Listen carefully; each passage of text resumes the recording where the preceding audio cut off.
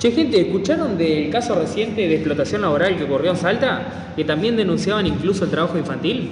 Sí, me acuerdo, ocurrió hace unos meses atrás donde se detectó en la provincia de Salta 31 personas en condiciones de explotación laboral y había 3 niños que serían presuntamente víctimas de trabajo infantil. El operativo se había llevado a cabo en campos dedicados a la producción de hortalizas y de caña de azúcar y los trabajadores provenían desde una localidad limítrofe de Bolivia, donde trabajaban de lunes a lunes trabajaban. ¿Y en qué condiciones se encontraban estas personas? Y las condiciones eran extremadamente precarias. Los trabajadores, bueno, como te dije, en su mayoría eran de Bolivia, vivían en hacinamientos sin acceso a servicios básicos como agua potable, o no tenían ni siquiera un saneamiento adecuado. Y bueno, las jornadas laborales eran larguísimas, no contaban con ningún tipo de protección social y las autoridades cuando fueron se encontraron con que los chicos estaban haciendo las mismas tareas que los adultos, que obviamente los exponen a riesgo físico y psicológico. Che, bastante grave lo que contás.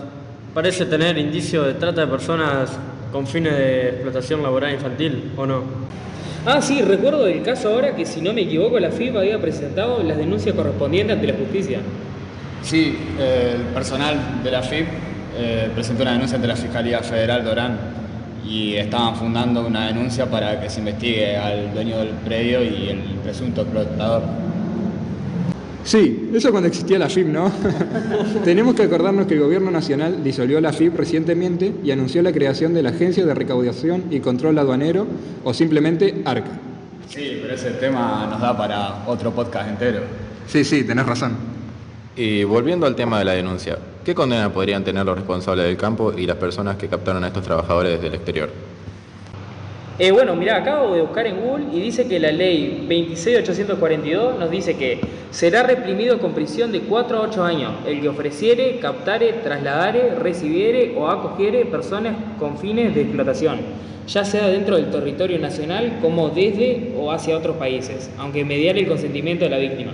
Claro, pero también lo podemos relacionar con el tema que está en el artículo 26 de la misma ley, que nos dice que mediante engaño, fraude, violencia, amenaza o cualquier otro medio de intimidación o coerción, abuso de autoridad o una situación de vulnerabilidad o concesión o beneficio para obtener el consentimiento de una persona que tenga autoridad sobre la víctima, será reprimido de 5 a 10 años, pero si la víctima es menor de edad, la pena pasa de ser de 10 a 15 años.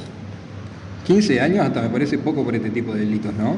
Bueno, hay que acordarnos de que no siempre existieron estas leyes para castigar este tipo de delitos. Sí, es verdad, son relativamente nuevas. Antes las condiciones laborales eran mucho más precarias y la protección laboral era bastante común, especialmente en el campo. Sí, tenés razón, si volvemos atrás. Y si revisamos la historia del país de Argentina, podemos ver que a finales del siglo XIX, en la mayoría de los oficios, el día de trabajo podía alcanzar hasta las 12 horas, mientras que en el campo la jornada se extendía básicamente de sol a sol. Sí, en los ingenios, por ejemplo, en la época de cosecha se trabajaba durante 14 horas diarias. 14 horas de trabajo, qué locura. Yo no me aguanto ni levantarme de la cama. ¿Y cómo eran las condiciones de higiene en estos lugares? Nada, ni te imaginás.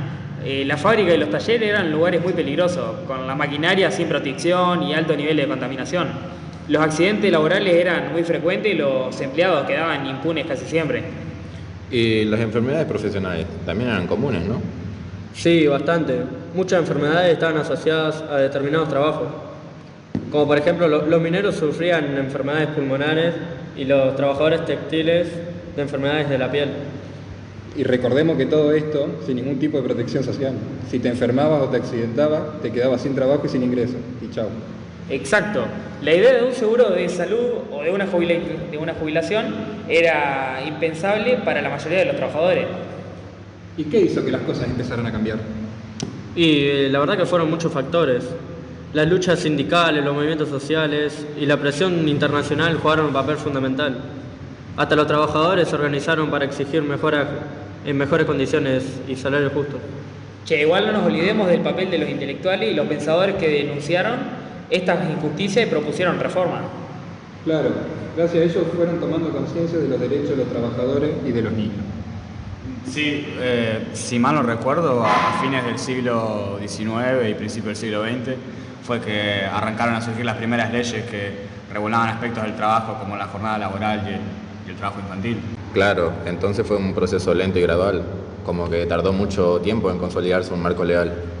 Y sí, se fueron aprobando leyes cada vez más proteccionistas, las que establecían, digamos, límites de edad para trabajar, regulando la jornada laboral y prohibiendo las peores formas de trabajo infantil.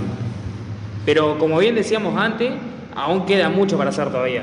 La explotación laboral y el trabajo infantil siguen siendo problemas en cualquier parte del mundo, incluso acá en Argentina. Sí, y a veces se presentan bajo nuevas formas más difíciles de identificar. Por eso es importante seguir informándonos, denunciando y trabajando juntos para erradicar estas prácticas. Y también es fundamental fortalecer los mecanismos de control y sanción para que los responsables de estos delitos paguen por sus actos, ¿no? Totalmente de acuerdo con vos. ¿Y ustedes saben cuándo se empezaron a establecer las primeras leyes laborales en Argentina para proteger los derechos de los trabajadores? Y la mayor parte de las leyes fueron producto de lucha y las protestas de los trabajadores. Claro, las huelgas y las manifestaciones fueron fundamentales para visibilizar las problemáticas laborales y exigir cambio. Y así, poco a poco, se fue construyendo un sistema de protección social que, aunque obviamente no es perfecto, mejoró significativamente la vida de millones de trabajadores, ¿no? ¿Cómo era la situación del trabajo infantil? Y el trabajo infantil era algo bastante común. Los niños trabajaban desde muy temprana edad en fábricas, talleres y campos. No había límites de edad ni regulaciones sobre las horas de trabajo. Pará, y lo peor que se consideraba normal. A los niños se lo veía como una mano de obra barata y fácilmente explotable. Por suerte igual se avanzó mucho en las leyes que ahora protejan a los niños en Argentina.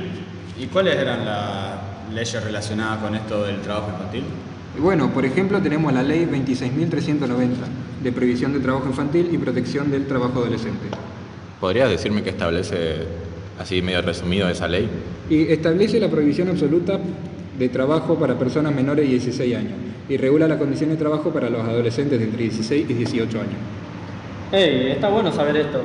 ¿Y si una persona de entre 16 y 18 quiere tener su primer trabajo, qué condiciones tendría que estar dadas? Bueno, depende. Si las condiciones generales para que un adolescente pueda trabajar son tener autorización de los padres, no puede ser un trabajo peligroso. También hay que tener en cuenta que no pueden realizar trabajo nocturno. ¿Pero esto abarcaría desde las 22 hasta las 6 de la mañana? Si no me equivoco, no, ¿no? Correcto. No pueden trabajar durante esas horas. O sea, en resumen, podemos ver que no fue un camino fácil para llegar hasta acá ni corto, pero el país avanzó enormemente en leyes que protejan a los niños del trabajo infantil. Sin embargo, también creo que queda mucho por hacer, no sé qué opinan ustedes. Y yo estoy de acuerdo, si bien tenemos leyes sólidas, la realidad es que la explotación infantil sigue existiendo, y especialmente en sectores informales y en zonas rurales. Además, es fundamental garantizar que las leyes se cumplan en la práctica y que haya mecanismos efectivos de control y sanción. Exacto. Y es fundamental que la sociedad en su conjunto esté comprometida con esta causa. Todos podemos hacer nuestra parte, ya sea denunciando situaciones de explotación, concientizando a otros o apoyando a las organizaciones que trabajan en este tema.